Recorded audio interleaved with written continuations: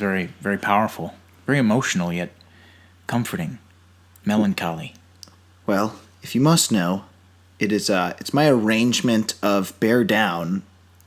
But I knew it was familiar. Yeah, see, that's the thing. But I transposed it to a minor key, and I did a little bit of theme and variation In light of things. In light of the outcome of last Sunday night's game. Yes. Well, as you all probably know, welcome to Bonus Features with Alex and Robert. This is episode 25. I am Robert. And I'm Alex. We're going to skip right to the pointless interlude of sports because, oh man, what a glorious yet immediately horrific night after that. Oh, man. Okay, and the thing that amazed me is I heard all this noise about Khalil Mack. He was for real. Yeah. Unfortunately, his offense did not feel the same in the second half. And how about that Roquan Smith? First play of his game, he sacks Deshaun Kaiser, right? Or is it Aaron Rodgers? I can't remember. Whatever. He gets himself a sack. His first personal play. Oh, man. Is that in the NFL? Yeah. Right. It was great. Because he's from Arkansas, right? I don't know. Yes. He's from an SEC school. I know that. All right. So he's from somewhere. Yeah. But, yeah, things didn't continue on in that fashion, did they? No, they didn't. And then people were all up in arms. Kyle Fuller, you had that. You know what I have to say about that? Shouldn't have gotten to that point. No. Shouldn't have gotten to the point where we needed him to make an interception in the fourth quarter after we had led 20-0 at halftime. Here's a question. Why would you not run on 3rd and 1? I don't know. I also have a question about running 7-yard hook routes. Yeah, a lot of them. Yeah. All right. It's 3rd and 20. Now, here's what we're going to do. We're going to do a screen pass, but you're going to have no blocking protection and only run 5 yards. Yeah, we're going to do the next play again. We're going to do the same play again. No, because that's the last thing they'll be expecting. Yeah, no. Jesus Christ. It's just... So the Bears, it was, wow. Very sad, but I will say this. We might go 8-8 and be stuck in purgatory. No, that would actually be good. I would love 8-8. Yeah, because we got some good players. That's at least now I'm not wasting every Sunday watching. No, we are favored going into Seattle. Are we? We sure are. And you know what? I would not be shocked if we beat them. You know what? I wouldn't be shocked of. What's that? If we should beat them and then lose. Oh man, I don't know. I don't think Seattle's good. I'm just negative Nancy, man. I want the Bears to be good. I'm not feeling it already. Well, think about this. The defense is there. There you go. You're going to be getting a Khalil Mack who isn't, first of all, not. He's practiced this full week. That was the Khalil Mack you saw in that game. That was a Khalil Mack who just gotten traded and just moved in and only probably was on the practice field, yeah, for a day. Yeah, he was coming off the couch. That's not 100% Khalil Mack. All right. Oh man, I'm excited. I feel good. There's good takeaways, a lot of bad takeaways. Mostly bad. Yes, mostly bad. But I'm still a tiny bit skeptical. Oh, especially the offense, and you should be. Right. Oh man, should you be? And the Cubs won yesterday. They sure did, and it was a big game, right? Because they're awfully close in the division. Now, yeah, they're against the Brewers. 2 games back, the Brewers are. Yeah. And I think they're playing right now. Yeah. And they should be hopefully winning. I'd like to go up 3 games. Oh man. Word. And then let's see, Tyron Woodley. Yeah, I was gonna say smashed Darren Till. Did you expect that, or what did you think? It was kind of. I wasn't sure how. I remember I was like, I have no idea how this is gonna go. Yeah, it was a good fight. Just based on it, Darren Till not only made weight, was a pound under. Weird. So I'm again, shut me up there, but I feel like maybe the weight cut took a toll on him. Right. I don't know. Well, we know who cutting weight did take a toll on. Woodley, it was a very one-sided bout, if you will. Mm-hmm. But Darren Till's a tough kid. I was surprised. Tyron Woodley's raining elbows on him, mm-hmm. and he wasn't knocked out. It was a choke that finally did him in. Right. God. And so that's that. And then the co-main didn't happen. Surprise, sure surprise. Didn't. I don't even want to talk about that. It just pisses me off. You want to see some bloodshed? Not that. It's just like Valentina Shevchenko is fun to watch, man. I wonder how they're going to work that out, because, like, do people who pre-ordered that get any sort of... Because they essentially didn't get the product they purchased. Yeah, I don't know. It's just like, I usually watch these at bars. Yeah. So, they don't charge cover at all, do they? Some do. Okay, that makes sense. It just depends where you go. Yeah, well... Yeah, I didn't get to see it, but I did see it on YouTube, and it was quite the event. But I wish we got that Nico Montano. I don't know. She was a little ill, Alex. Who knows? It just annoys me. She wasn't feeling well. Yeah. About things. Although they say that they might have her fight J-Chick, which it's a better fight, except that Valentina Shevchenko has already beaten her 3 times at Muay Thai. Yeah, so it's still not going to be great. Yeah, it's not going to be amazing. Probably. Yeah. I don't know. Well, who knows? Maybe give her the trilogy against Nunes. How about that? That would be fun. That would be quite the thing. But anyway, we'll see. That's sports. That's sports. Weather. Got nothing interesting to say about weather. Yeah. And now into entertainment. All right, we've got some news for you here. This first news story is a bit of a morass. We don't know. We don't have a lot of firm answers here, but. Hollywood Reporter is reporting that Henry Cavill may in fact be out as Superman amid Warner Brothers' DC Universe shakeup. So, what does this mean? Well, I guess contractual negotiations, rather, they've been falling away because I guess Warner Brothers wanted Henry Cavill for Shazam. And that's about as specific as we've gotten. Contractual shit has gone bad, and it sounds as if... Sounds like he's on his way out, but the problem was the reporting was kind of ridiculous this morning, and it went back and forth. Yeah, we got some counter reports. I mean, at first, the headlines literally said he's done. Mm-hmm. And then we're now hearing his agent or whoever in the studio. His manager, yeah. They're kind of playing coy, it seems like. Yeah, they're not. We never said he was. It's like we never said that. It's like we might not make a Superman movie for 5 years, but it's so like, weird. It's almost the same thing. I don't know. Yeah, it's just a lot of until we get an official. I want a press release from Henry Cavill himself saying I'm moving the fuck on, and which again I get it. Like you know. You're Geralt of Rivia now on Netflix. You're going to have a huge commitment to that show. It might be, who knows, the next big Netflix thing to happen. So, who knows? Maybe you can't do Superman anymore. But I want to know. Stop teasing me, damn it. Or stop not teasing me. It's like, oh, God. And if this is true, like, conventional wisdom would say that they're probably going to move more towards the DC Black label or whatever the hell it's called. Which I've been an advocate for.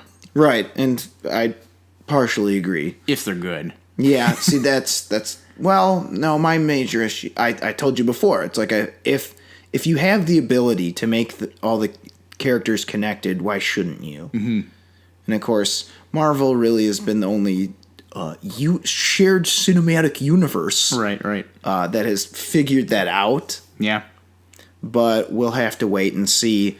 So, I mean, we're just telling you that there's some shakeups going on. I really wish there was more to this, but it's just the ripples are being heard around the world. So we just wanted to clue you guys in. Yeah. And by the time this podcast gets released, you might have an answer. You very well could. But I'll just say this: I'll be a very sad boy if this is true, because sad boy. Yeah, man. I was a big Henry Cavill Supes fan. I know a lot of people had criticisms, but he was where this whole thing started, and he had me. Yeah, but again, we don't know anything. He's where he started, or he's where it started rather. Mm-hmm. And as we all know, Robert and I are big fans of Man of Steel. Yes. In fact, we did a whole video about defending it, and which you can watch. Yes. Anyway. That's that. I guess that's not really real news. No. Next piece of news is real news, and it's rather unfortunate. Also unfortunate, yes. Yes. But actually unfortunate. Yeah, this is like actually unfortunate. Yes. Burt Reynolds has passed away at the age of 82. Mm-hmm. Star of such films as Deliverance, The Original Longest Yards. He was on a season or two of Gunsmoke. as well as Cannonball Run, and of course, Smokey and the Bandit. Yeah, this Or is... did I say Smokey and the Bandit?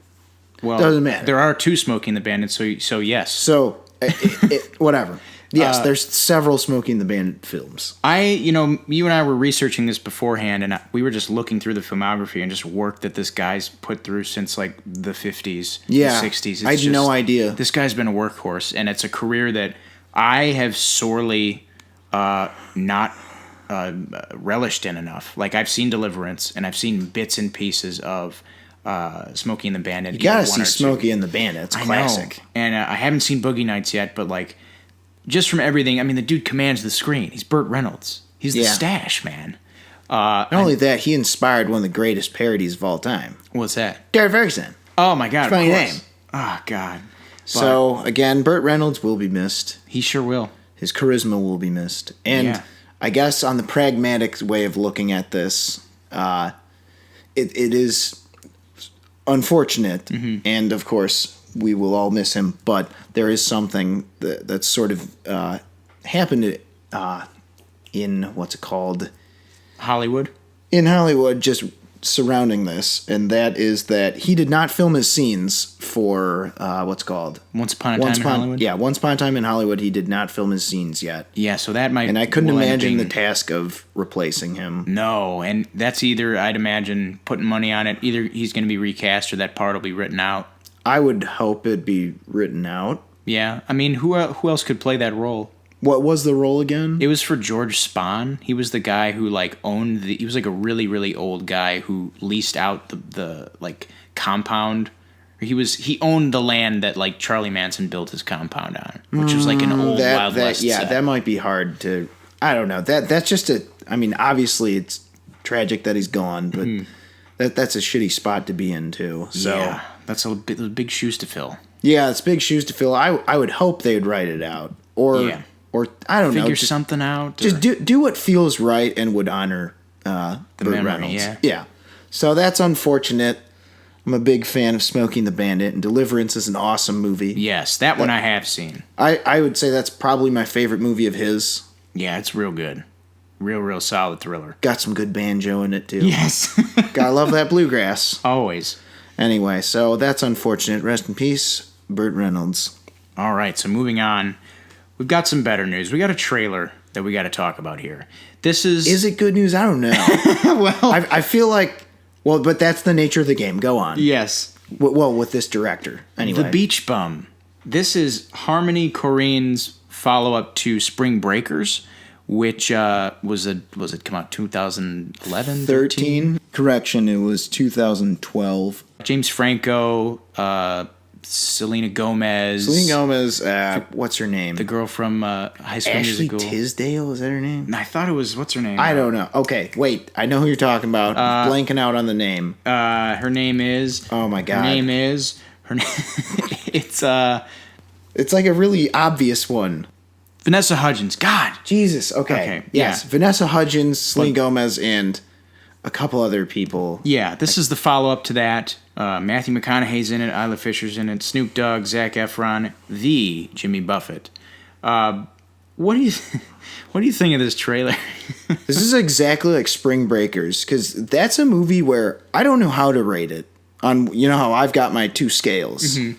It's either a 2 out of 2 bombs or 1 out of 5. Right. It is so unbelievably bad, yet so weirdly watchable. Mm-hmm. It's just like, what is this plot of this? It seems like a parody of like someone trying to make like an Artso movie. Yeah, that's in many ways what Spring Breakers felt like. You said no. That's what I'm saying, and it's the same thing here. Oh yeah. I feel like I'm having the same exact reaction. It's like a spiritual successor. Yeah, and a lot of it's like this looks so bad, but it looks sort of hilarious and watchable at the same time. Oh man, and there's just all this like the neon lights shit. It's just it's so overly millennial. Mm-hmm. And of course, Matthew McConaughey plays himself. Right. And this just looks wacky. His character's name's Moondog. He's friends with Snoop Dogg. Oh man, this is just like, I'm already here. I'm already at the movie theater. We're already watching. I'm there. Let's go. This comes out in March of this coming year. March. Oh man, I have to wait all the way till March. Yeah, March 22nd of 2019. Man. But it looks really wacky. The trailer is just like trippy, and I just like, what is it about? Like, it's about a beach bum, Robert. Idiot. There's something about the look and all the like neon lights and shit. It reminds me. Well, obviously, it reminds me of Spring Breakers, but it feels like a music video. Like a bad one. Yeah, like a really bad music video. Right. Where, like, I don't know, people are just wigging out and probably on drugs. Right. Just looks like a weird movie. It's going to be odd, that's for sure.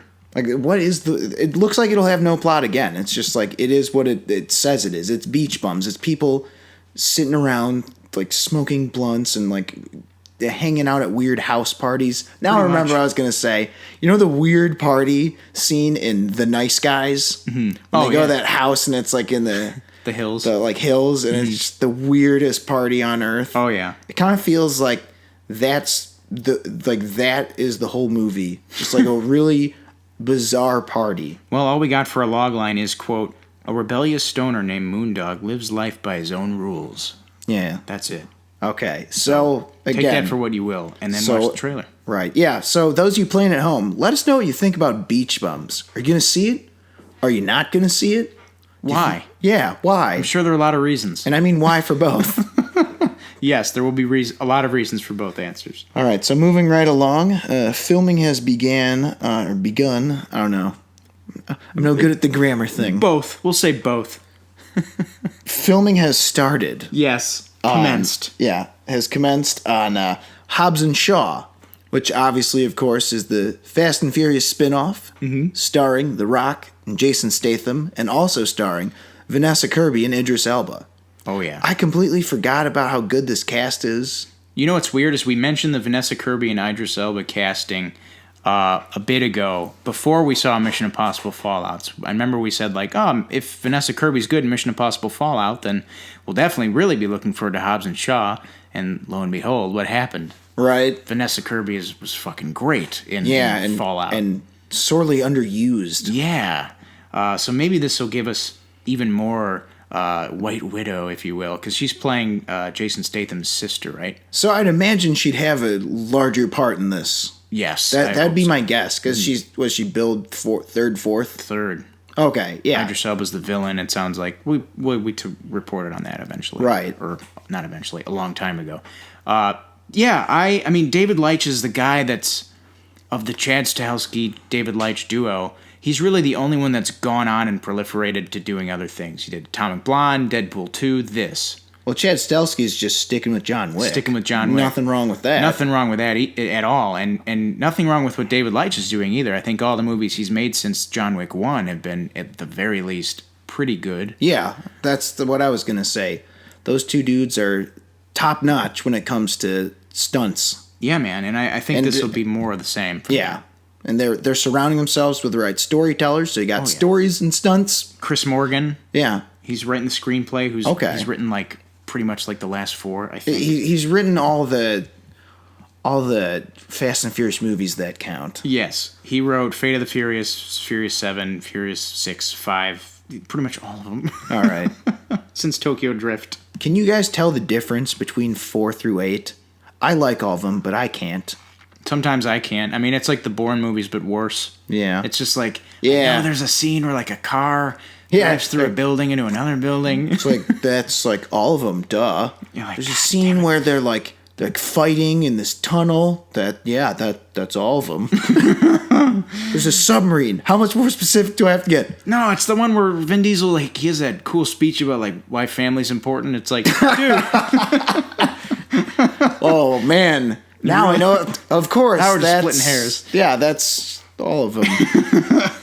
But so can you tell the difference? Tell us in the comments section how you keep them apart. We'll definitely be able to tell the difference between all the other Fast and Furious movies and this, because there won't be a Vin Diesel in this. Right. Or there won't be any of the crew. It's just going to be, well, as the title states, Hobbs and Shaw. Oh yes, which I'm still trying to figure out how we have to justify Deckard Shaw killing Han Solo. Yeah, what? What's his name? Han from Tokyo Drift. Oh, right. His Han Solo. Oh, whatever. Yeah, but Yeah. which is weird because I'm like, he killed him. Yeah. But it's like, oh, it's a misunderstanding. But it's like, he It's still water, killed him. dude. It's water under the bridge. It's water under the car flying Okay, over the Goku bridge. and Vegeta could make amends. You Goku know? and Piccolo made amends. Remember, Piccolo was the villain for like. Yeah, he was a bastard. He was the original Dragon Ball Saga villain. Oh yeah.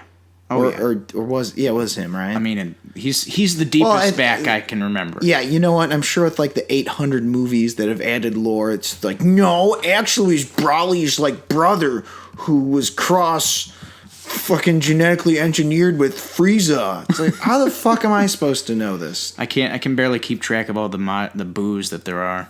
All right, there's Boo, there's Majin Majin Buu, there's Super Super Boo, and there's Oob. Remember the kid who's like reincarnated? Oh yeah. It's in Dragon Ball GT. There's only 4? I don't fucking know. There's probably more. I just remember there's the skinny one, the fat one. Yeah. The one who likes they all kid. like chocolate, right? Yeah. There's the big one like chocolate. And then there's the Oob, who was he's the kid. He was the kid reincarnated. Yeah. In GT, which apparently no one liked. Oh. That was eight.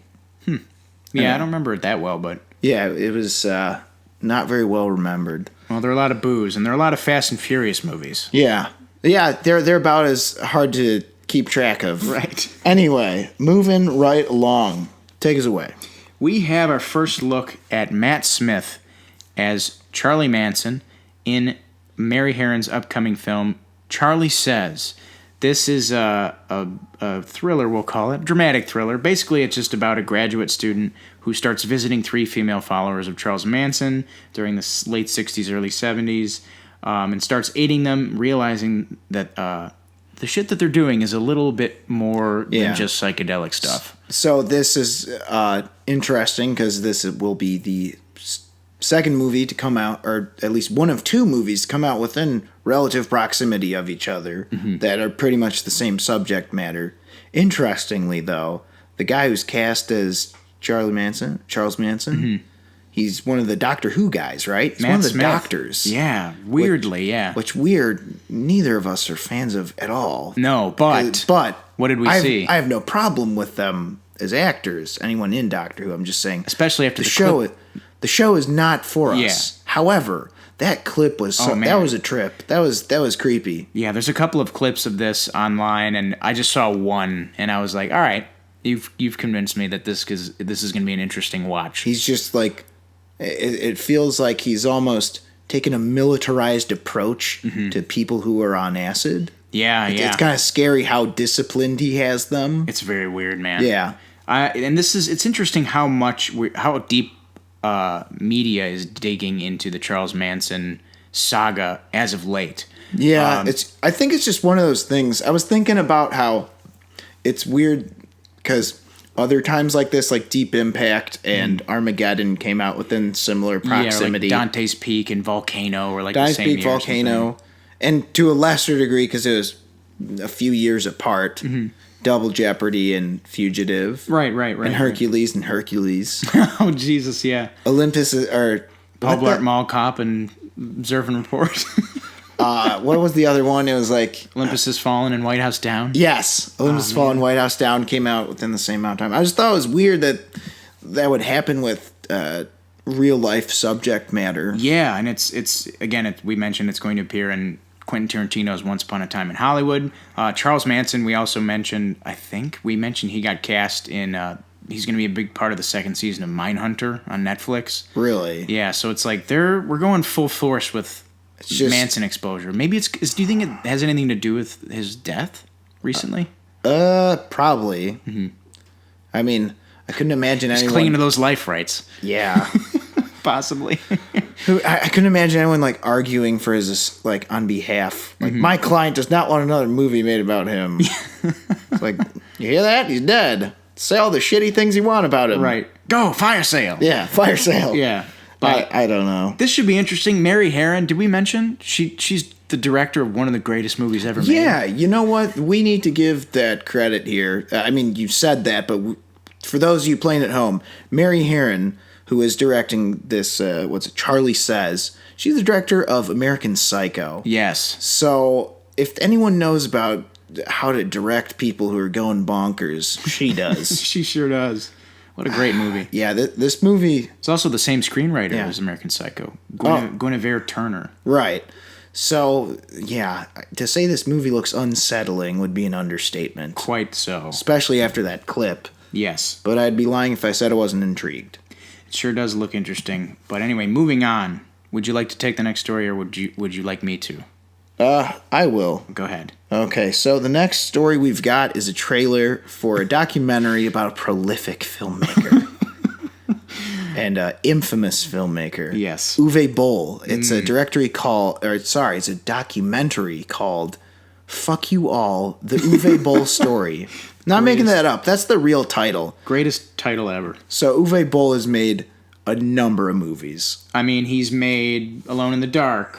He's made, let's see, Far Cry, House of the Dead, Blood Rain, Postal, Rampage, the Rampage franchise.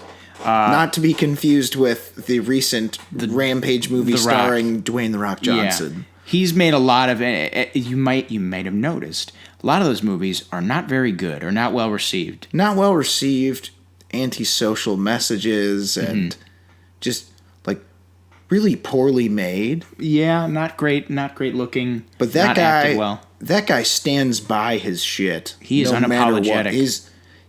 People throw around the term unapologetic a lot, but he's about as unapologetic as it gets. He's about as bad as it gets. Such stunts of his include getting in the boxing ring and beating up on critics of his. Literally. Critics. And I read that some of them didn't think they were fighting for real and thought it was just a stunt. You just cracked them. No, and that's the other thing you're going to learn, especially by the title of this. Uwe Boll is an angry human being. Yeah. He doesn't like when you shit on his shit. My favorite quote in the whole trailer is like, "I don't have respect for others." Or he says something like, just like, really, nothing gives that,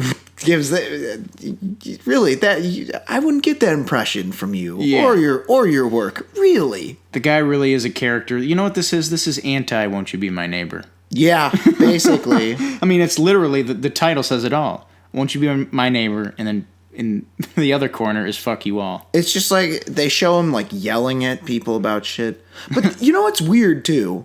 I've noticed this because there's this other director. I can't remember his name. Big fella. He had he's done a bunch of B movies, and his catchphrase is, "I hate it. I hate it." He's like, "Do it again. Do it again." He was so... Oh man, does he look hard to work for? And Uwe Boll, that's a weird pattern I never would have guessed with B movies.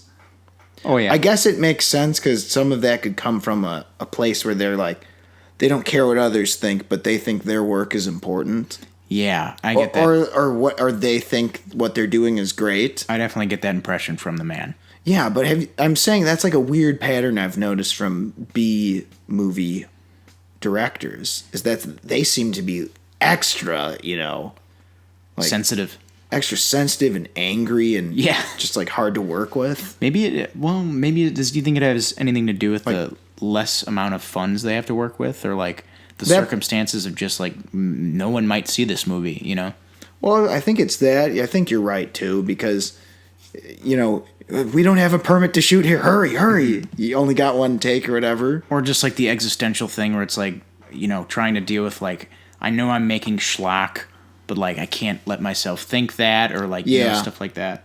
I don't know.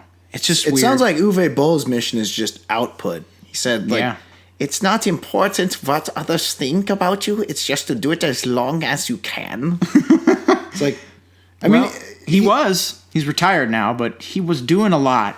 He was working. Well, he's opening restaurants now, which I'm interested in. Weirdly, yeah. But the difference with movies and food is you can't poison people at restaurants. So, but you can. He has to get a certain level of acceptance. Unlike movies, food's a little different. There's certain standards and practices you must meet. Yes. Oh man, but the trailer is outrageous. The man is outrageous. It should be a good watch. Have you seen any Uwe Boll movies? I've steered... Again, why, if you have? No, I've steered pretty clear, but I've seen a lot of compilations. I was asking the people playing at home, actually. Oh. Thank you very much. That was rhetorical. Well, yes. Or you know what? I'm sorry, that was rude. Have you seen any, Robert? No. Okay. Wow.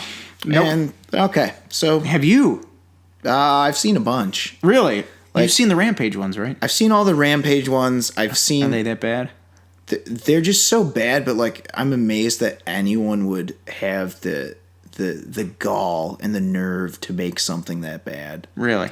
And I've seen the Blood Rains, a couple of them. I think House of the Dead that's like the closest. It's bad, but it's like a normal movie for all intents and purposes. Yeah. But I don't know. I've seen parts of probably a bunch of them. Yeah. I've seen parts too. Well, yeah, we've seen parts of Postal and Far Cry, which just makes me so sad because basically that movie's a comedy and the games are not. At all. That's kind of what it. Like Blood Rain, I remember having some weird like comedy parts in it. Mm-hmm. God Almighty. I don't know if I've seen those the whole way. It's been a long time. I know I've seen. I've at least seen parts of the Blood Rain movies. I don't know if I've seen any the whole way through, but the parts I have seen, they're very goofy. They sure are. Yeah. Anyway, moving on. We have some news on the Polaroid front. You might remember that as being the movie we shit on because the director who directed it is going to direct the Chucky reboot or the Child's Play reboot. Yes. This ill-fated movie is, in fact, finally getting close to getting a home. Netflix is getting... they're in talks with Netflix to get Polaroid to distribute it on the streaming service. Alex, we watched this trailer again. Just how bad is Polaroid? Well, it's so bad. Well, it's so bad. Well, really, it's so bad that it kind of looks like a Lifetime movie trying to appeal to tweens. A little bit. And, does this not prove my point that I was just saying that Netflix is just like a year-round January? Mm-hmm. Like just a dumping ground? Oh, it is. Especially, this has been on the shelf for a while. Mm-hmm. Oh, God. It's just weird, man, because you know what I just read? This is on the Deadline article. You know who wrote this? Who? A gentleman, or actually a woman, I'm not sure. Someone named Blair Butler, who wrote Hellfest. Really? Yes. Ooh, indeed. But wait, which one's Hellfest? Is that the one I want to see? Yes, that's the not comedy one about the or it's like haunted house that's methody. Yeah. That one does look fun, but this is a trailer that doesn't. It just looks like a lot of tired shit. Well, for those of you playing at home, it's essentially just... I mean, I swear this has been done a bunch of times. You know, a camera takes a picture, and when the shadow gets behind you, or like whatever person the shadow gets behind, they're next. Final Destination, anyone? In a way? Sort of? Basically, and it's just like pretty laughable, and there's a really bad CGI fire. Oh, there's just a lot of like overacted, dumb... I mean, there's a plot hole in the trailer. Like, there's like... No, that was my favorite, where, okay, so there's a part where they try and burn the picture, and of course, you can't get rid of this picture. Right. And then all this weird shit happens. The girl's like hand is on fire, and they start spraying it with the fire extinguisher, and it's like, it's not working. And I'm like... To me, it just felt like a Three Stooges short at that point. Like fast motion. Yeah, get the fire extinguisher. Get the fire extinguisher. I got you. No, not the gasoline, numbskull. Doink, blunk, bloop. Oh, that's a shaving cream. Yeah, that's a shaving cream. What are you, sprays crazy? it in Mo's face. Yeah, I got it. I was facing the wrong way. I'm sorry, it was an accident. Oh, I know it was. Doink, blunk. It's just like, it's very comical. And then the officer is like interviewing kids like, you guys are just trying to blame this on urban legend. It's like, no, there's like 100 witnesses in the cafeteria, asshole. We know what we saw. It just does not look good. And I don't know what the director of this movie, Lars Klevberg, I don't know what that means for his Child's Play movie that's coming out. Well, you know what? Maybe it just needs the Three Stooges. Three Stooges dolls. There's a horror movie. Oh, man. Would that be good? I don't know. Would that be ironic good or not like a decently scary movie? Well, why don't we ask Uwe Boll to direct? Now we have... Mr. Boll, we have the script for you. Oh, God. Anyway. So that's that. All right. So here's like news we're actually interested in. Okay. So Wesley Snipes has actually been talking with Marvel about a couple Blade projects. Apparently there's 2 of them. Yes, this is interesting because he says, quote, there are a lot of conversations going around right now, and we're very blessed to have the enthusiasm and interest in something coming from that world again. We've created 2 projects that fit perfectly into this world, and when people see them, I think they're only going to have a problem with deciding which one they love the most. Hyping it up pretty good there. Question for you. When he says, we've created 2 projects that fit perfectly into this world, do you think he's referring to the MCU? Or is he... Well, I would say so if he's meeting with the Marvels. That's really interesting. What are you thinking, Netflix series? Or are you thinking movie? God Netflix damn movie? it. Please, no. Fuck. Now you're making me not excited. God damn it. Can't we just be happy about some of the news? Yeah. It's going to be a movie, all right? I would love a movie. Damn you. A movie would be great. I mean, there's some beauty to a lot of the good old days of early 2000s Marvel flicks. Hell yeah. Punisher. I wouldn't mind it. It's just, it seems, I don't want to use the word inevitable, but it seems like he'd fit right in with the Netflix shows. Yeah, he would, because of the dark tone and sort of the grounded atmosphere of it. I mean, there's not much. I mean, vampires are a little bit of a leap, but there's not much in Blade that you wouldn't see on like an Iron Fist or a Luke Cage, you know? Yeah, see, that's what I'm knives. Well, I mean, especially because they're like the urban street level, like nighttime heroes. Right. So it seems Heroes for hire. Yeah. That's what I'm saying. It just seems like a much easier fit. Like, I'd love to see him work with like Spider-Man or Captain America, but I don't know that that's going to happen. Well, let me see if I can help you out a little bit. There's another quote here. Snipes says, all the main execs at Marvel and my team, we've been discussing for the past 2 years. Everyone's enthusiastic about it. Everybody gets it. But they got a business to run, and they got to square the things that they got to figure out before they can get to it, I guess. In the meantime, we got a business to run and our own slate of things to do, so... But the next time you see something in the Blade universe, mark my words, what we did before is child's play compared to what we can do now. So just more hype, basically. But it definitely sounds like he is... I mean, I don't see why he would lie about sitting down. He sounds legit excited about this. Yeah, it sounds like he's... Like, the talks have been there. Like, do you think he sat down with Kevin Feige about this? See, that's what I'm wondering, because I hope it's Kevin Feige, because... I'm sorry. I've tried giving the TV shows a chance. I just don't fucking like them at all. Like, They all devolved from what they once were, which was Daredevil, which was okay. Daredevil is Daredevil is the most it's good, but it's also frustrating to me because it's like the action scenes are all awesome, but the side plots, I'm just like, I just don't give a shit. It's like I just don't care about like Allied International or whatever Karen Page is whining about, or like Foggy's just like, hey, I'm a dork. I'm just like, I don't care. Right. Fuck, just like show Daredevil chasing Bullseye and shit. Jesus. Oh man, I forgot about that. We still haven't gotten him, have we? Well, I'm pretty sure it's like he's going to be season 3. Yeah. Oh yeah, I think actually, yes. Because I want to say, don't get me wrong, the fight scenes in Daredevil are nothing short of incredible. In fact, they're better than a lot of movie fight scenes. Right. Like, it's top-notch stunt work there.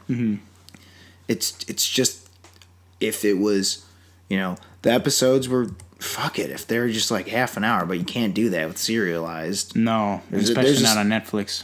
Which to me is so dumb, because it's like, why not just do what works? It's like, I thought that's your thing, Netflix. Right. But I don't want this to devolve into a rant about how I hate the Netflix shows. A movie would be ideal. A movie would be ideal. But and if there is a show, of course, I'd be willing to give it a chance, because I do love me some Blade. Oh, man. It's a good trilogy, despite 3. Yeah. 3's fun, but not good. Yeah.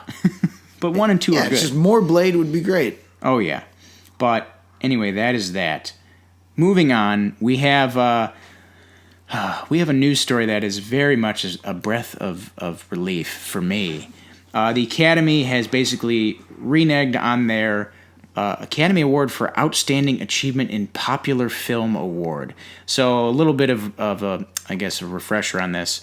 We didn't cover this. The Academy was going to instate a new category, which was going to involve a bunch of blockbusters and decide which one's the best for Academy Award voters to vote on.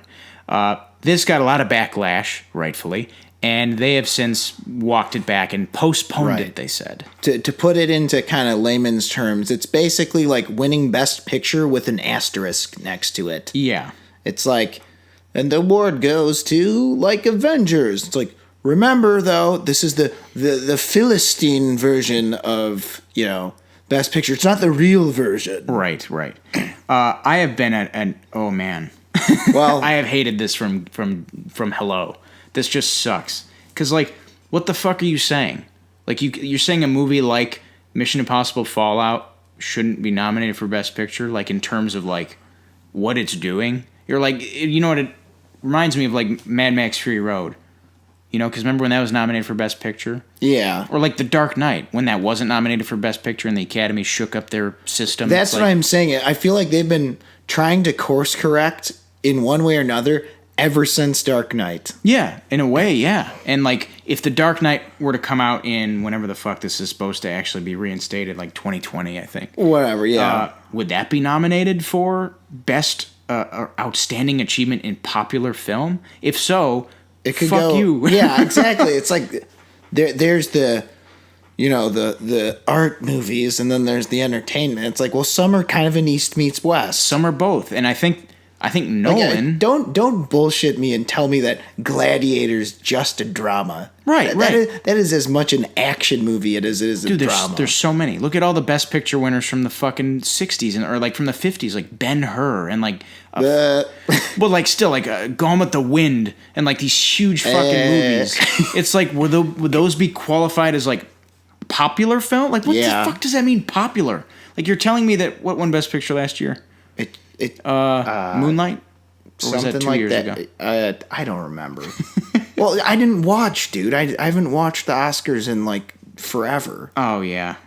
Don't you remember what I did instead? I used my time wisely and watched 2 movies that would never be nominated for anything because they're awesome. Right. I watched Bloodsport, and of course I watched Ninja Turtles 3. Yeah, I remember this. Yes. So what ended up winning Best Picture was Shape of Water. That was what it was. Did it really? Yeah, and then... Oh, I didn't know that. But, like, there are some movies that win Best Picture that are popular. Titanic. It's like, what the fuck? Like, that's... I mean, actual feelings about the movie aside, it's like, what... Is that a popular... That made $2 billion. Like, yeah. I don't understand. This sucks. This is such a bad idea. Well, it doesn't matter because the Oscars are just a bunch of bullshit because all they are is a way for people to be like, well, see, now we can re-release it, make more money. Well, this is pointing in that direction even more so. It's been valid. See, that's what I'm saying. It's like, we need extra validation. Especially How about you just let people decide for themselves? The revelation that this was a suggestion, quote unquote, from ABC to the Academy. Yeah. That just speaks volumes. Because there's a difference between, like, marketing something. Mm-hmm. But I understand that. It's like, hey, we've got a trailer. Come see this. It's like, all right, I'll come see it. Mm-hmm. But I hate this notion, like, well, it won this, so you're going to be left out if you don't see it now. Right. I can't stand that. Mm-hmm. The idea of campaigning for awards, too, it's so ridiculous. Right.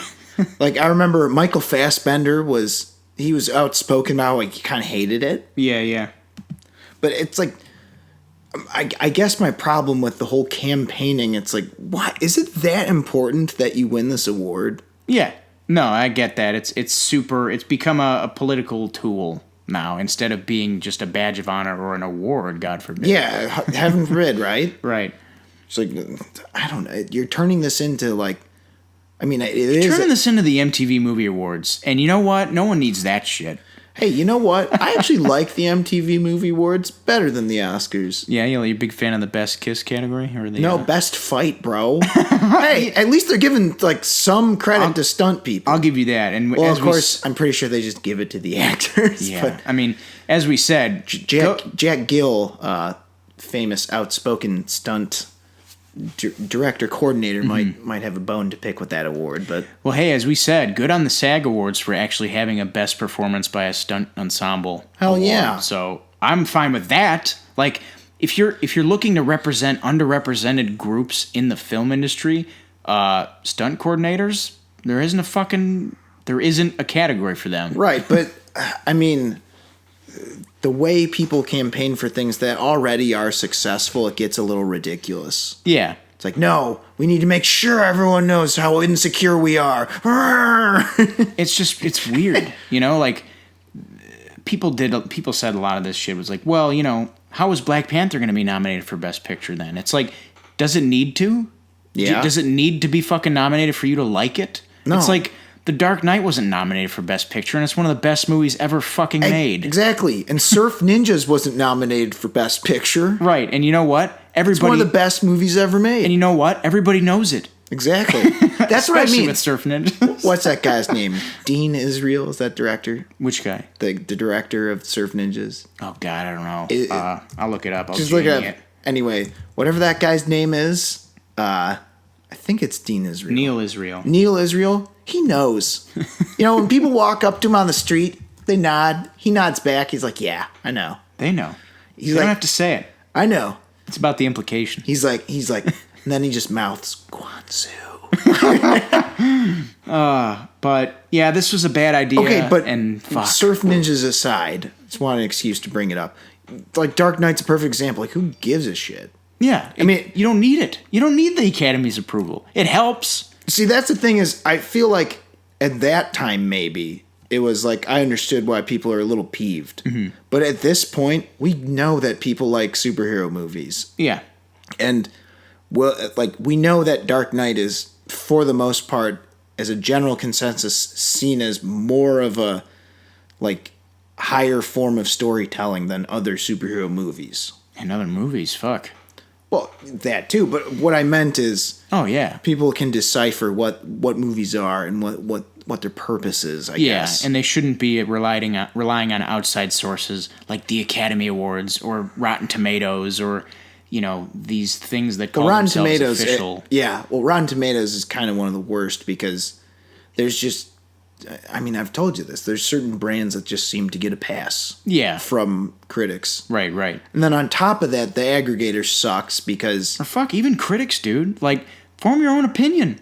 This critic I like doesn't like this movie. It's like, dude, go fucking watch it. If you wanted to see it, you're your own person. I mean, well, to be fair, there's some that I kind of trust. There's relative objectivity where it's like 1% of critics liked X. It's like, okay, probably bad. Except that Cocktail is awesome. Oh, fuck. One of the best movies ever in Tom Cruise's career, and is a 6%. God. You know what I love? Is the ones where it's like sub 10, but then the audience score is like 60.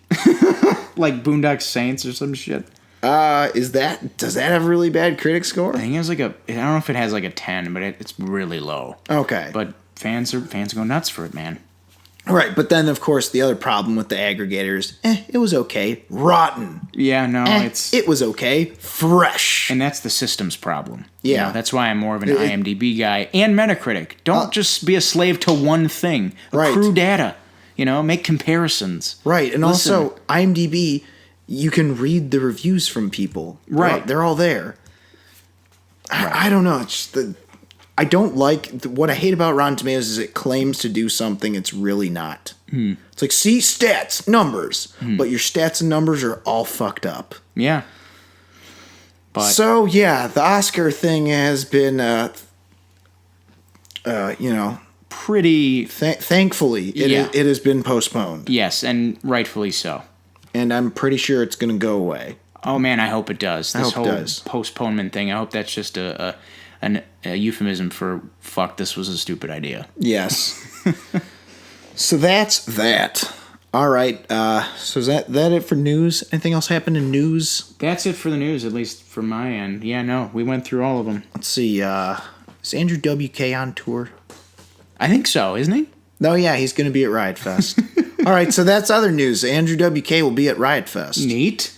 Or Good wait, guy. did Riot Fest happen already? I don't know. I know we went through the lineup a couple episodes ago. It's usually in September. No, the Friday. Oh, The 14th. Is that this Friday? yeah. So 14th through 17th. so it'll he might be playing one of the days when this comes out, and then who else is there? Johnny Mars is there. Guar's there again. Guar without Odorous Urungus. Yeah, I mean they've, but like from the beginning they were kind of a collective, Right. and eventually they had sort of a more consistent lineup, but. The spirit of Odorous Urungus lives on. Yeah, there's a lot of people there. I'll go. Blondie's there. Oh yeah. Was that the secret artist? No, the secret artist was Weezer, and I'm like, boo. I didn't remember seeing Blondie in that fucking list. Anyway, They're there. Anyway, so that a lot of them. Yeah. A lot of names. Beck, Sum 41, Ew. Dropkick Murphys, Cypress Hill. All right. Lot of name people. Yeah, I mean, the way I kind of describe this, it's like if you've never been to a music festival and never seen any of these people, this would be an okay festival to go to. Yeah. Oh yeah. I've just seen most of the acts that are there already. Mm-hmm. Like, and the headliners aren't my fave. Yeah. So, I haven't seen a lot of them at all. That was an unnecessary diversion, but we went all in on it. Unnecessary, but necessary. Yeah, sure. Anyway, we move on to our review portion of the podcast. And would you like to go first, or would you like me to go first? Now, what do we want? The bad and then the good, or the good and then the bad? Well, they're not going to know what's good and what's bad, so let's just randomize it. I'll go first. Fuck it. All right. So you saw Predator. I did. I was pretty much always uninterested in this. I think this will be a great watch on a rainy day FX type movie. Now you tell me what you thought of it, and if my semi prediction is in that neighborhood. Okay, so for those of you playing at home, just so you know, so you have a frame of reference, I think the first Predator is one of the best action movies ever made. Predator 2 is not very good. Predators is okay, and AVP and AVPR are not very good at all. No. So, but they're at least rainy day FX. Yes, and I was kind of the same way you were on this. I saw the trailers for this, and it just wasn't anything for me to latch onto. I'm like, okay, it just looks kind of like a rehash of either AVP 1 or Predator 2, where it's like, the Predators are coming to civilization, and they're fighting in, cities and shit. And I'm like, all right, we've seen this. What can you give me new here? And I can say that this movie's getting torn into a bit, as we mentioned on Rotten Tomatoes. Is it really? It's at like a 40-something%, which I'm kind of stunned by, because I'll give it to you right now, the long and short of it. This movie's okay. It's pretty. In fact, it's better than okay. It's pretty good. All right. I enjoyed it quite a bit. So what did they do differently? I know they had. This isn't really a spoiler, I guess. They had the Predator doggies. Yeah. I thought that was one of the things I'm like, all right, when I said do something new, it's like, don't be a smartass. Yeah, no, I was gonna say that's kind of what it felt like. I was like, gonna say, you said do something new. Yeah. If you think this is stupid, you're correct. The Predator dogs are dumb.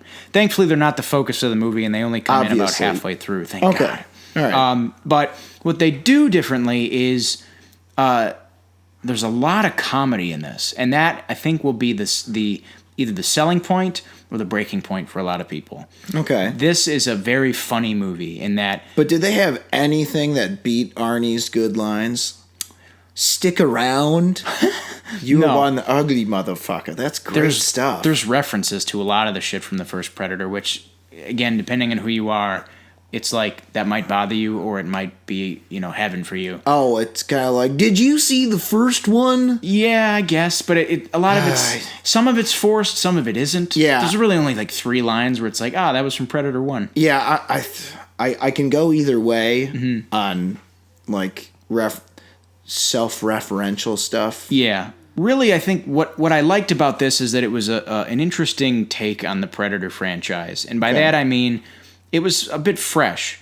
They kind of look into, what the government thinks about the Predator race and how the government's classified them, what they want to use from Predator technology. And a lot of that was good. And I was shocked at how much I liked a lot of that, because I'm like, all right, it's got like Olivia Munn and Sterling K. Brown, and I'm like, I've seen these guys in a lot of not great things, but the cast is great, and the humor that the cast delivers, by and large, is great. I would say the jokes land about 75%, which is probably about like 3 times what the average comedy does, which is weird because this is a Predator movie. This is what we keep saying, is how comedy, like the best comedy so far, like in theaters, or at least on the big screen, because TV seems to be the place where comedy's still like kind of thriving, somewhat alive. Yeah, but man, movie comedies have been, first of all, far and few. Yeah, and especially studio ones. Secondly, a lot of the studio ones just don't seem to be, hitting the right notes or whatever. The last one I saw that was of any note was Game Night, and before that, probably 22 Jump Street. Yeah, I was going to say probably about the same. And even Game Night, there's a lot of action. Yeah, in that movie, which is weird. Like, and not even like a funny fight, like the brawl in fucking Anchorman is not like, that's not like an action movie scene. Yeah, or like Rupert Everett and Jason Alexander fighting in the kitchen at the end of Dunstan Checks In. It's like, that's not a fight scene. And especially, especially not the Santa versus Buddy the Elf. Oh, I thought you were going to say Arnold Schwarzenegger versus the Santas from Jingle All the Way. Well, that's like another example. It's like, that's clearly supposed to be funny. Like, the fight scenes in Game Night were serious as hell. Oh, yeah. Weirdly. And like, but also funny in a way. Sort of. Like the commentary on the fight scene was funny. Well, that's what I mean. But like, the fight itself was choreographed and looked serious. Mm-hmm. Yeah. And shockingly well done. But anyway, where the fuck was I going with this? Comedy in this is unexpected. Okay, so the comedy is good in this. But it's not the place I usually want to get comedy from, It's like, I want to get comedy from comedies. And like, the comedy's welcome in this. Right. But that's not what I remember the most. Right. But the main difference, at least from what you've described, is the humans are more aware of the predators and what they're capable of. That's the difference here. Yes, and many people would say that's the problem, many people would say that's the problem with the Predator franchise, is that I was telling you, like, Predator 1 is very much this genie in a bottle movie where you're teasing this thing. It's like, what the fuck is this thing? There's something out there. It's a thing hunting people. Who is this guy? And then you figure out, oh, fuck, holy God, it's an alien. Yeah. What does it look like? Oh, my God, it's fucking gross. Right. It's like, this is the shocking moment where all is revealed. And then it's once you have a sequel. Yeah, exactly. Predator 2 is just like, and it's interesting. They do this in The Predator. Like, the second or third shot of the movie is like the Predator in his ship, like flying his ship. You see like his face, you see his helmet and shit, like full on. And it's just weird. I'm like, he's the first character we see. He's in not the whole hidden. Movie? Yeah. Wow. It's weird because you see his face though before he puts the helmet on. I think so. I mean, you see like his full body. But do you see the face with the weird Stan Winston fangy things? I don't think so. Maybe he's wearing his helmet, but it was just weird to see the full-bodied, like... Do you see those relatively early? Oh, yeah. Like the face. Oh, yeah. You see, there's nothing hidden, really. Yeah. And that was interesting because that's a dynamic that was integral to the first Predator, and it's not in this. And I don't know, it's just weird. But, it was another dynamic integral to Predator 1 was the action. Yeah. And, oh, man. Okay, so that's what's good here? Yes. All right. If you're going into this looking for a fun, gory, bloody time, oh, man, there's a lot of good kills. And, man, am I glad 2018 is, like... allowed us some of the tech to pull off some of these kills. That's all I'll say. Because a lot of that stuff you had to do practically in the first Predator. Tom Savini can only do so much, people. Yes, and they meld practical and visual effects pretty damn well in this. And it's real good. And Shane Black, I mean, pretty much every fucking movie that Shane Black has had his hand in has had an action scene in it. Like, even The Nice Guys, like, has huge set pieces, like I was gonna say, film reel at the end of the hotel. Did he direct that as well? Yeah. Okay. I was going to say, as far as I go with Shane Black, I'm a fan of a lot of his work. Mm-hmm. Nice Guys is probably one of my favorite movies of the last, of the 2010s. Right. For sure. I love that movie. But even then, I was like still a little skeptical. Mm-hmm. But you're saying the action was a highlight. Really solid. Really fun. But I guess that's kind of my problem in a way, because Shane Black's someone where I'm expecting the whole package, like action, comedy, good story. Yeah, and some twists. Well, there are some twists, and some of them are good, some are bad. Do we want to just get to what's it called? Spoilers now, or no? We can. Is there a little bit left you can say? Yeah, I mean, I would just say overall it was a lot better than I was expecting. The story went in directions I was not expecting. Which is good, because I thought I saw it all from the trailers, and there was some stuff they hid from me. All right, let's move on to spoilers. What do you got? Lay it on me. Okay, so there's two races of predator, or there's multiple races of predators. Our main predator that's going after our guys. Well, that seems sort of familiar. Well, I was going to say it seemed like that was part of the trailer. It's like he's a super predator. There's a super predator coming after the predator. And they kill the predator pretty early on. Like I thought the movie was going to be like, we got to fight the real enemy here. He's not our enemy, the predator. We got to fight the super predator. But it's like, no, the super predator rips the fucking head off and the spine out of the original predator like really quick. I mean, well, not really quick, like maybe 50 minutes in. And so I'm like, what exactly is the plot? Basically, this predator thing, it's fleeing away. So it starts off, and this is the part I was talking about. There's two ships chasing each other in space. One is the predator, the other is the super predator. Yeah. Super predator's chasing the predator because he's got some weird DNA shit. Yeah. Predator crash lands on Earth, and crash lands in the middle of like a sniping mission for our main character, Boyd Holbrook, dude from Narcos and Logan. Yeah. And he witnesses this, gets pulled in by the government, and it just becomes a big shenanigan type adventure. But yeah, you find out that like there's some war shit going on Predator Planet, which again isn't very new. We saw that in Predators and I think in AVP, one of them. But yeah, there's some animosity there, and the super predator wants something from the predator. There's some other twists in here. But I thought you said the scientists already knew a bunch about predators, right? They know enough. They mentioned like, well, he landed here in 1987 and 1992. Okay, so Predator 1 and 2. Okay, so they ignore AVP and Predators. Yes, weirdly, right? Yeah, because I know Predators takes place on a different planet. It's just so weird how sequels seem to be doing this habitually. Terminator's doing it. Halloween's doing it. Halloween's about to do this for a second time. Yeah. Remember, H2O ignored all the middle. Mm-hmm. It ignored 3, 4, and 5. And 6. So 3 through 6, and then now it's saying, I don't even know if it's including 2. Mm-hmm. I think it's. I don't think it is. That's what I mean. It's just like this is getting kind of crazy and exhausting. Yeah, Terminator 6 is coming out. It's only going to include 1 and 2, not 3 or Salvation or Genesis. Can we stop this, please? It's just confusing. But this, I mean, it's I don't weird. know. It's just like that doesn't seem like it's been very successful. No, and like they don't make a huge point of it here. I mean, it's really one of those things where it's like it really only is a problem if you think hard about the lore.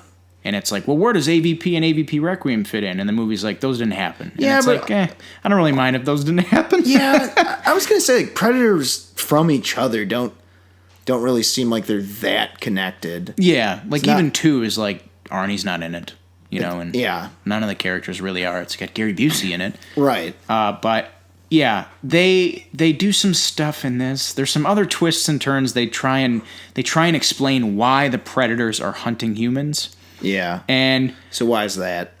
So they're a race that is hellbent on perfecting their genome. Yeah. So what they do is they're constantly creating new predators or creating new races in fucking test tubes. So what they do is they grab DNA from like all the best warriors from all the different planets and compile it into the predator genome and create like a super warrior. So that's what the super predators are. They're like the more evolved version of the predators we met in '87. And I'm like, okay, that's fine. I liked it better when it was just like this thing has its motivation is it just wants to kill you. You know, yeah, it's predator. Once you give me more motivation than that, I start sympathizing with the predator more than I want to. So it's literally its motivation for coming to Earth is basically it just wants to grab the finest of human DNA and compile it back into the predator genome so that it can perfect their race. Is that the explanation? Does that extend to one? To one what? One person? No, to Predator 1. The first movie. It's basically what they say is it's basically a retcon in a way, which makes sense because it's like, I mean, like the Predator was weeding out the weak, you could say, in Predator 1, and the strongest there was Arnie. So it's like he's trying to get the Arnie's DNA, and that they also say like that's why they pull out the spine because like in your plexus, I guess it's where the DNA is most concentrated or whatever. But it's like he was pulling the heads and spines out of everybody, so it's like I don't know. It just is weird. It's a weird twist. So what you're saying is like they try to be all like because science and stuff. Yes. And there's another twist on top of that that's just I don't know how to feel about it.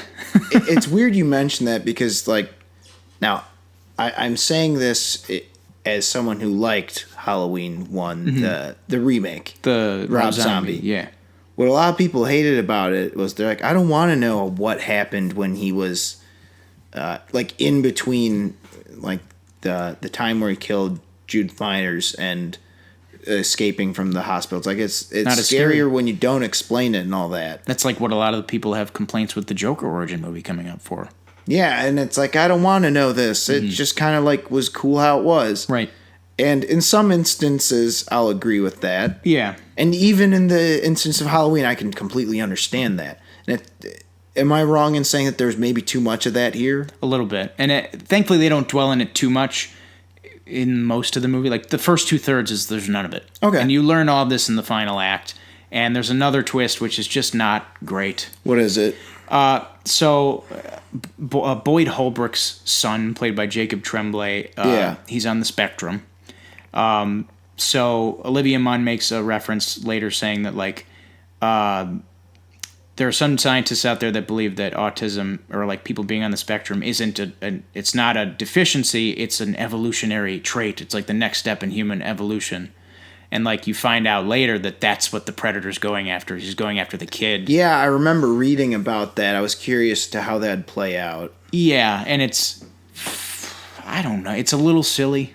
And it has nothing to do with the fact that it's, has anything to do with autism. It's just like, it just felt a little bit like a leap in logic and I don't know. How were the other characters? They were all fine. Olivia Munn and Keegan-Michael Key. Keegan-Michael Key, Thomas Jane. Thomas Jane was in this? Yeah, he's in it.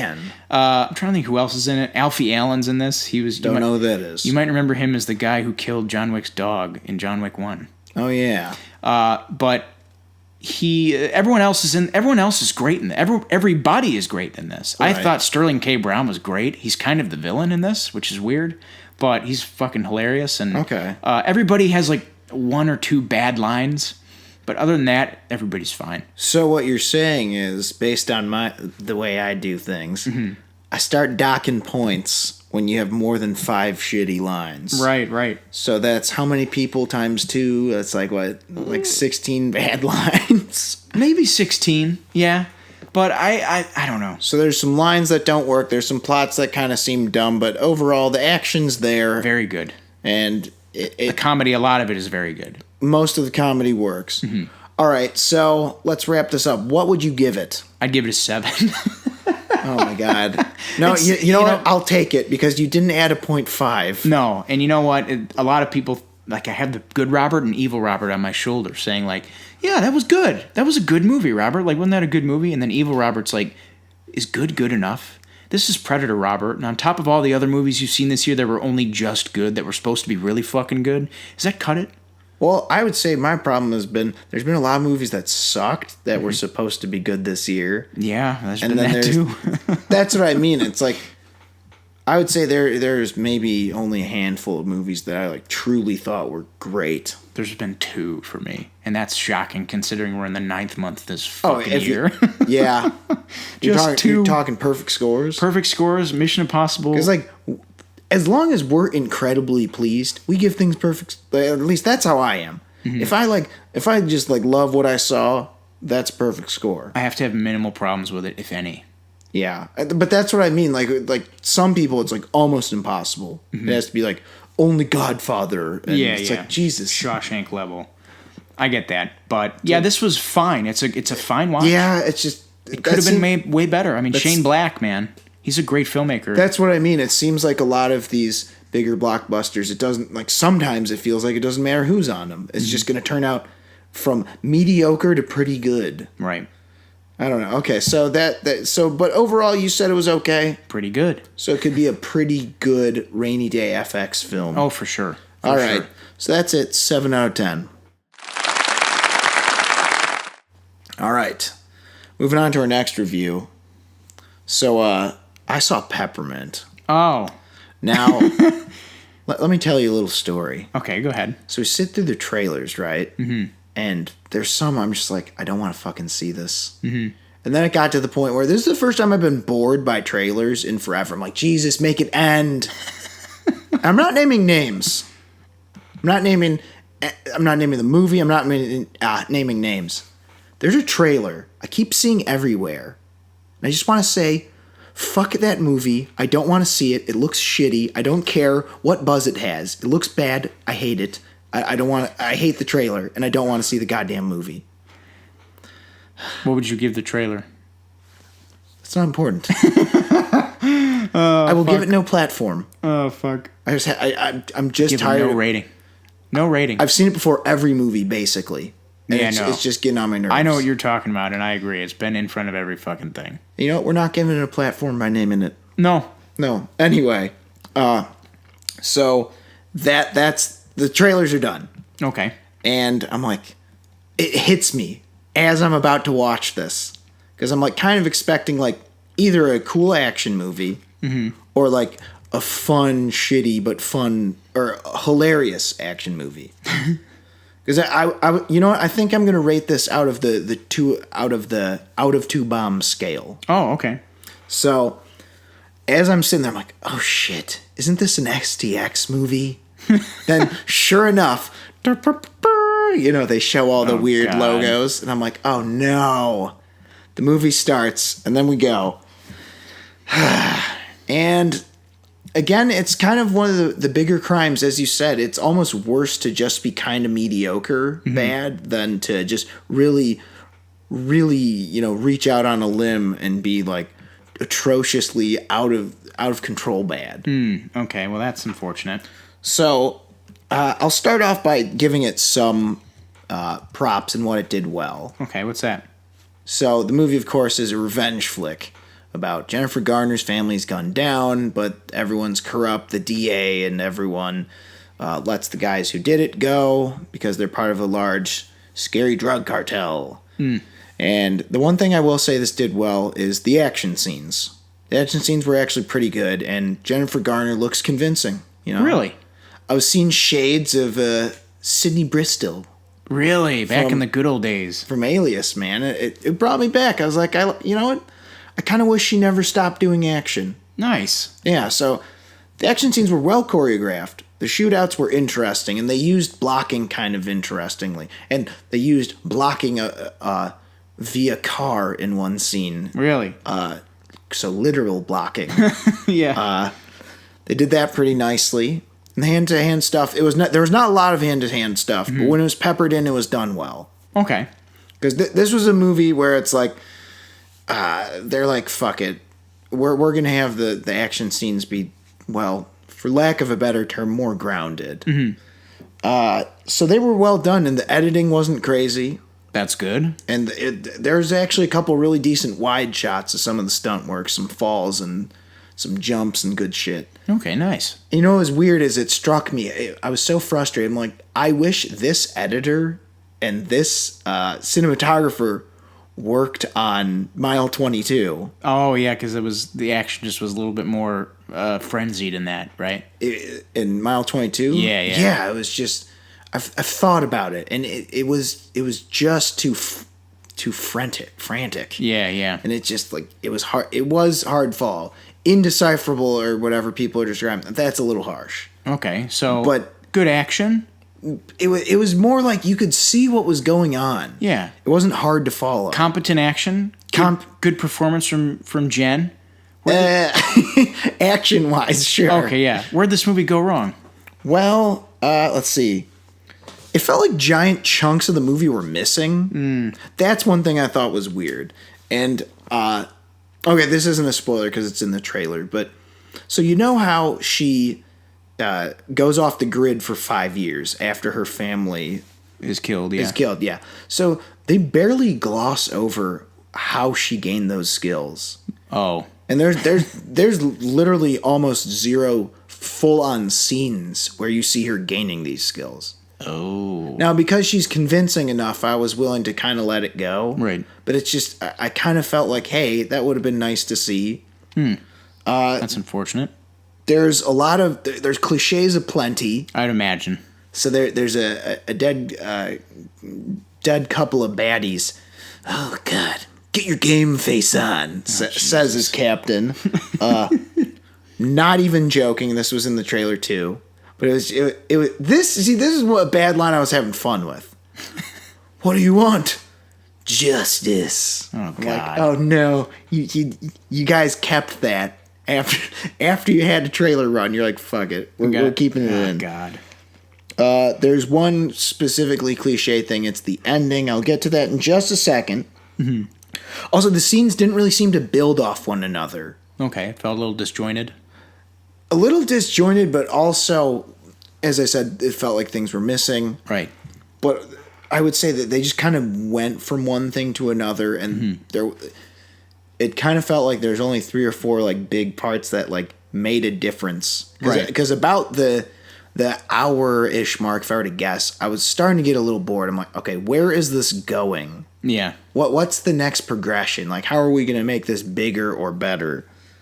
So I would say that was one of its faults. Also, a main fault, which I've sort of been discussing already, is it was kind of stuck between trying too hard to be serious and not trying hard enough to be outrageous. So Yeah. it was like, it couldn't really make up its mind, because it's like, we don't want to go like full on gonzo and like be crazy and just be like, fuck it, who cares? But it's like, we're not going to make it that good. It felt almost like they're trying to play it safe when they should have made it a bigger deal. Yeah, I get what you mean. I had another question about, like, you mentioned cliches, and that was part of the reason why I didn't see this, is I was bored, man. Like, I just wanted to see something. Wow. September has been dismal. There's like nothing out. Yeah. And I just... Or rather, there's going to be almost nothing out. Yeah, seeing the trailer for this, I'm like, I've seen this already? I get the impression that I've seen the movie already. And is it kind of like that? Because, like, the opening thing is, like, literally, that's death sentence with Kevin Bacon. The guy's, loved ones to the protagonist are killed by a gang. I'm not saying that this is original. I wasn't expecting that. It's just, but is it bad? Does that make it any less watchable, the fact that it's super derivative? Or the fact that it's super derivative isn't really a problem. Okay, I don't so think. it's like It's just, it doesn't really come up. I kind of wanted. It's just like, God damn it! Can we get a normal like action movie that's like at least like fun bad, or like or just like fun good? Anything. It's just, I don't know. I was being hopeful, and I was just like, I just wanted to see something. But I would say that's really not its problem. Okay. Well, what is? We've talked about it though, right? It's Well, not. you just kind of you already asked that, but Yeah, if we want to do spoilers now. Oh, what are the spoilery? Are there spoilery problems or like problems in the story that are? Yeah, well, they're kind of related. So number one, let's just get right down to spoilers. So it time jumps, and it's kind of weird. So it starts off, it's not present, but it's been 5 years since the murder. Okay. And she just kind of unceremoniously and quickly kills one of the perpetrators in a car. And then the other two guys who did it, who killed her family, I can't even. It was either so quick or shown off screen, and that's kind of what I meant by like certain chunks just felt like they're missing. It was also like, well, that was kind of quick. It's like you can do that. You can kill them in the first act, only to reveal, but really they were working for this guy, and he ordered the hits. That's fine. But if you're gonna do that so quickly, like at least make those scenes a little more interesting. Oh, okay. I get what you mean. Like have the whole movie has to have build up, but within scenes there needs to be build up, and that was what I meant by like there was absolutely no build up in this. It's just like, oh, we're here, blah blah blah, shoot things. All right, we're gonna talk about this. Dip a dip, cut, snip, shoot, talk, shoot. Like there was no like, all right, here's what we need to do this. Right. And they literally show her. You know how they show that she has been training for 5 years? How's that? It's like the laziest thing. It's like they're in the office, like, check this out. See this video? That's her somewhere in Europe. And it's like some like underground MMA fight. Oh, jeez. Which, interestingly enough, it's underground and they're wearing gloves.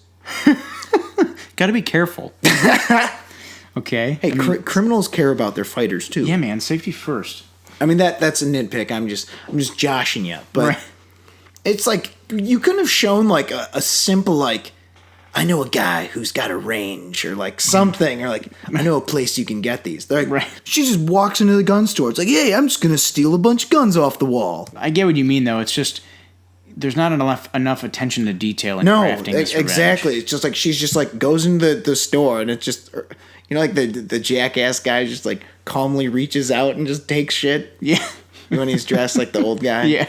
It's like she's just like, oh, there's the guns, and they're just like, look at this security footage. I'm like, that's kind of shoplifts guns, eh? Yeah, it's just it kind of felt lazy and like it felt like they cheaped out on this. And also like let's see what else we got. Okay, there was also a twist with the cop. Is like he was working with them. It's like, no shit, I thought you showed that or like implied that he was in the first scene. Right.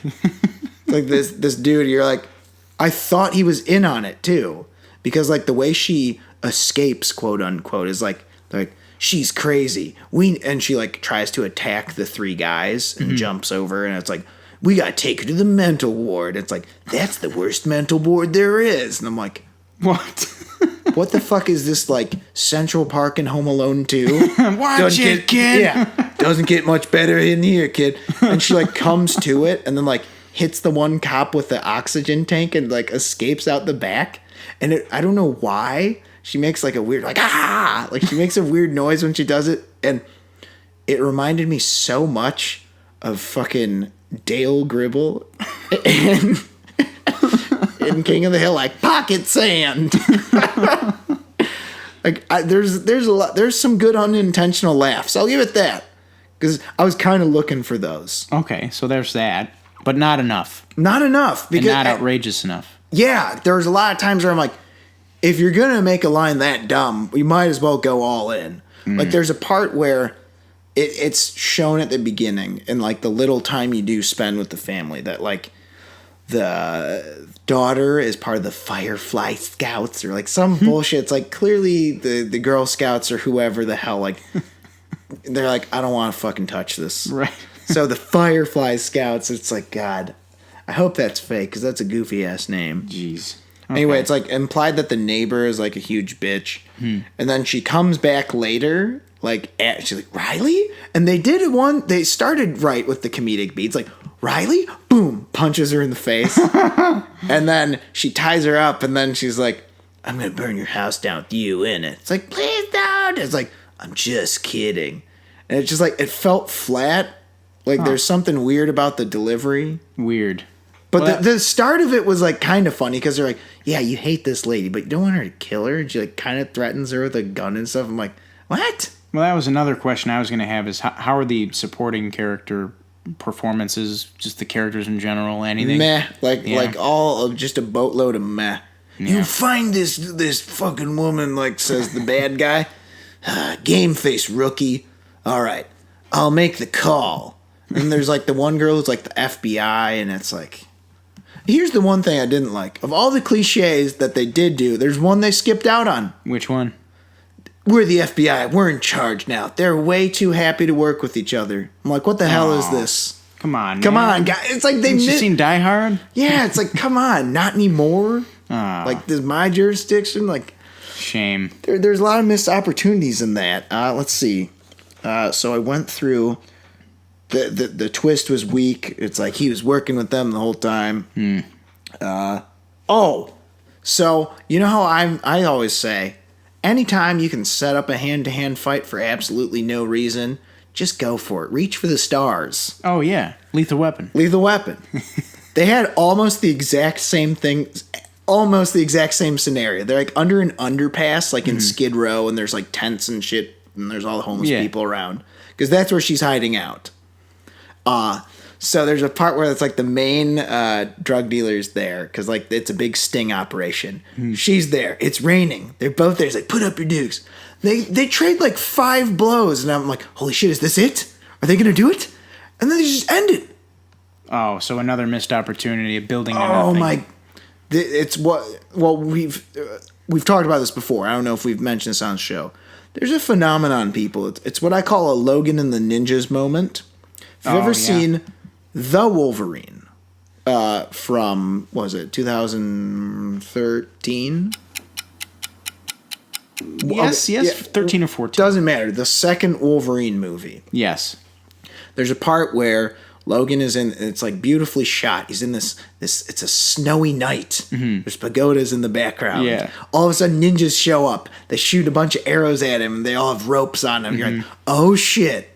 Logan, nighttime, and the ninjas. It's like, this is going to be so epic. Cut to a moonlit battle. And that's like, cut to, well, you captured me. It's like, what the hell is this?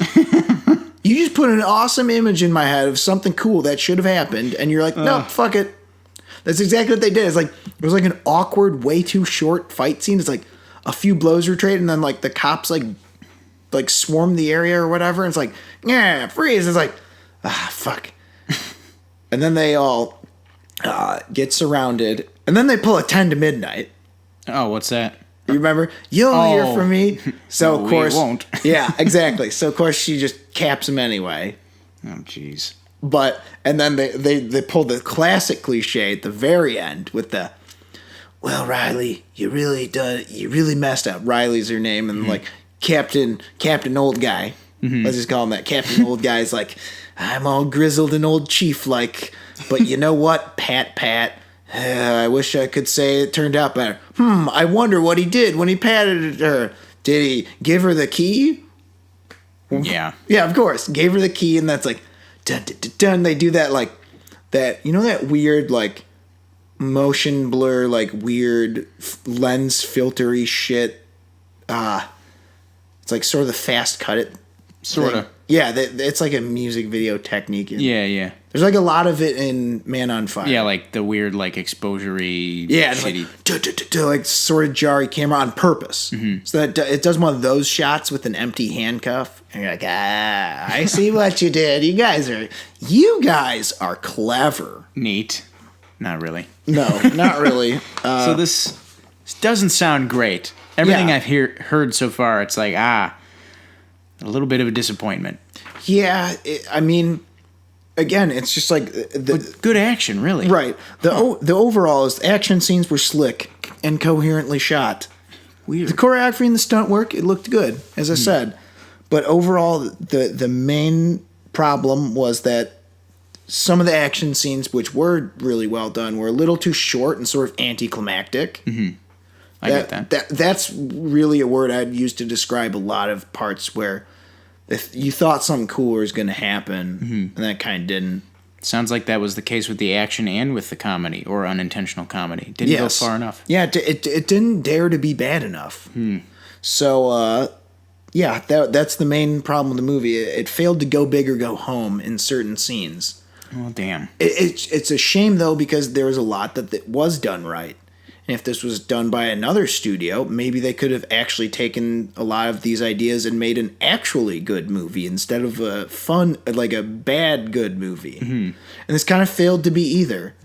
So I'm gonna do Out of bombs? Yeah. So for those of you playing at home, when you see a B movie or a movie that's like so bad it's good or like of that ilk, like a silly movie unintentionally, we do a scale that's different. It's out of 2 bombs. Mm-hmm.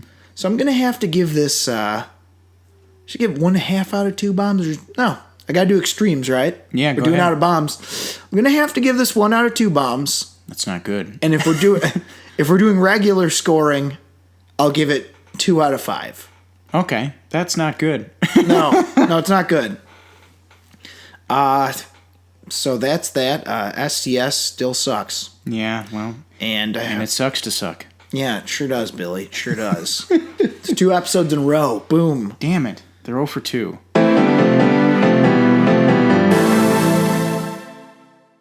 So that's that. What else is coming? I guess we'll do our what's coming out next month segment now. Yes. Which is weird that we're doing it at the end, but who cares? Yeah, we've got... there are some movies coming out in October. What do we got? Well, let's see. We start off in October with a movie we've quite been looking forward to. Venom. Comes out October 5th. Man, you want to know how crazy that weekend is going to be? So, as you pointed out to me, that's the same weekend as Conor Khabib. Yeah, that is. And then on that subsequent Sunday, we got the opening season opener for the Blackhawks. We sure do. Which I could go as well as the Bears did. Who knows? Could. Yeah. But what seriously though, let's do this October segment. We got Venom. Yes. So in fact, how about after all the TV spots and stuff, because this is one, I say I avoid trailers. Like, I've given up, and I'm just like, fuck it, let me just see everything. Has any of the new footage swayed you at all? No. Okay. It hasn't really at all. But I'm still holding out hope. Damn it. Let's let it be. I'm hoping this doesn't pull a Peppermint. I'm hoping it's as bad as I think it will be. That's what I mean. It's like, that's kind of the thing. I feel like we're just going to get another mediocre movie. I think the bad lines aren't going to be bad enough. And again, I know it's kind of ridiculous that we want a 2 out of 2 bombs, but there's something really magical about a 2 out of 2 bombs. Oh, yeah. That you don't even get out of a good movie. Oh, man. And it happens at random. Yeah, I think that's part of it, but it's also like, I tell you, I love a good viewing of Batman and Robin. Oh yeah, man, it's a classic. I think it's that it's so, there's something amazing about something awful, but it's not boring. And that's even in that Uwe Boll documentary. It's like, it can be shocking, it can be funny, but it can't be boring. Right. And although I agree with him on almost nothing, I have to agree with him there. He's not wrong. He's not wrong. His movies are not boring, if that. So I have a bad feeling Venom will be just mediocre. Of course, I'm going to go into an open mind. It could be good. Well, probably not. Or it could be bad good. Who knows? Then what else we got? Or is there anything else you got to say about Venom? We'll see. We'll wait and see. We'll wait and see. Robert coming in with the hard-hitting commentary as usual. Yeah, I'm just so confused at everything about that movie that I'm just gonna have to see it. All right, what else we got? Well, we have. I'll just start from the beginning and go through. Venom, name redacted. What the hell is name redacted? Is that like a spy movie? Yes, we'll say that. You told me not to say that title. Oh, that's right. Yes. That which will not be named. Yes, name redacted. Then we have Bad Times at the El Royale, Goosebumps Haunted Halloween, First Man, Halloween, The Hate You Give, Serenity, Indivisible, Johnny English Strikes Again. All right, I'm interested in none of these. And Suspiria. Oh, wait, what? I thought that was November. It says October 26th. Oh, okay. Yeah. So, I don't know, I was kind of drifting in and out of listening. I heard El Royale, which I'm very much interested in. Wait, when is Halloween before Suspiria? Yes, it is the 19th. Wow, so they're coming out one right after another. That's kind of cool, actually, to see 2 horror movies in succession. Yeah, I would love that because it's been a long ass time. Aside from It, the last horror movie I saw before It. It had to be... The new Nightmare on Elm Street remake. Oh, yeah, I know. And if we're talking originals, maybe never. No, really. I have no idea if I've ever seen an original in theaters. Yeah, Jesus, that's been a while. Because Sorority Row was a remake. Hell yeah, I did see that in theaters. No shame. No problem there. The new, or the newest, sorry, Friday the 13th. Okay. Let's see, both Halloween remakes. Right, understandable. One was a lovely time, and one was just not. One was just like the most disappointed I've ever left a theater. Right. No joke. That's one of the most I can pinpoint that as like in terms of anticipation and the disparity of how good I thought it was. Mm-hmm. Well, that sucks ass. Large gap. Well, yeah. As far as these movies go, El Royale is that one for me too. That's going to be the one. I think that's going to be, and that's like it looks sort of horror-ish. Yeah, horror thriller. You know what? But yeah, I'm just saying it fits the October month. I plan to revisit several classics as well. Oh yeah, on the TV. Oh yeah, right. And maybe some thinner. As you should. Some thinner. Oh man, you seen that one? Fucking Joe Mantegna. Yeah, dude. Some Kari Wuhrer, or what's her name? Wuhrer. What that? She's a that lady. She's like a that lady in B movies, kind of. Yeah. Wasn't she on like one of those Hercules shows or something? Xena or so? I don't even know. No, that's Lucy Lawless. Maybe Hercules. No, not. Yeah, Xena is. I thought she was on one of those shows. I don't know. Doesn't matter. So basically, we've got Venom and El Royale. Well, come on, don't act like you're not gonna see Halloween. Oh yeah, that too. Like the more I think about it, I'm a little worried about it. Mm-hmm. It's getting good buzz. Yeah, that's true, but it wouldn't be the first time wouldn't be the first time you've been steered wrong. Yeah, I don't think it's going to be god awful. Mm-hmm. It's just I hope it's not trying too hard to please the old fans with like winks and nods. Right. No, I get that. Well, you gonna see Suspiria? You gonna check it out? I might.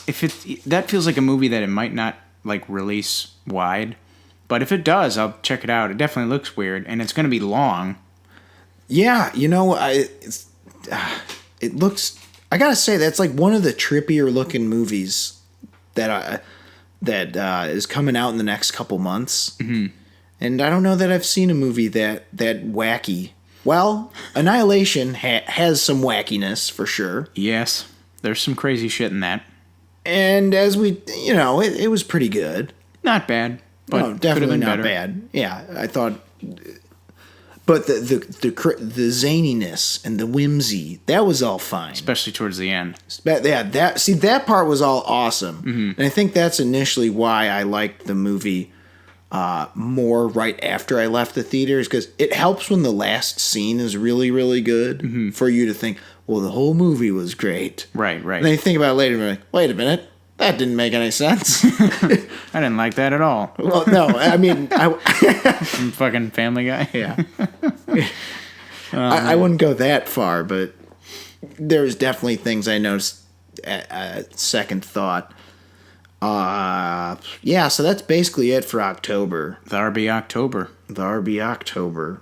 All right. Well, I think that... Oh, are you about to end the episode? I don't know. Oh, I thought you were pressing the space bar, so I was like, okay, I'll just stop. I was thinking about it. Okay, well, that'll just about do it for this edition of Bonus Features with Alex and Robert. Hold on, just to interrupt. Do you guys remember that music video called the What If one? Sort of. By Creed. Oh, yeah. When it had Scream in it. Yeah, that was funny. That was cool. Yeah, I like that. Yeah. That was a cool that was a cool time, man. Yeah. Creed and Scream were cool. Oh, man. Where does the time go? I don't know. Anyway. Thank you all for listening. It was a pleasure to have you here. As always, you can follow us. Do you remember that music video for the Foo Fighters? Where, like, it's like the song's like, what if they say I'm not like the other? And it's like all the water balloons or whatever. I remember the song. Yeah. I don't know if I thought it was like the cops or, the people are running into the like riot gear. I don't know. I thought that was kind of cool. You remember Waffle Crisp? Yeah. I like that cereal. Yeah. Remember Alien Ant Farm was cool at a time? I remember Ants. Yeah. Better yet, do you remember at a time Alien Ant Farm and Creed were cool? Yes. The days. The days. Anyway. Thank you for listening. As always, you can follow us on Facebook at Bonus Features with Alex and Robert, on YouTube at the same thing, and SoundCloud, of course, at the same thing. So once again, thank you for listening, and tune in next time to Dragon Ball Z.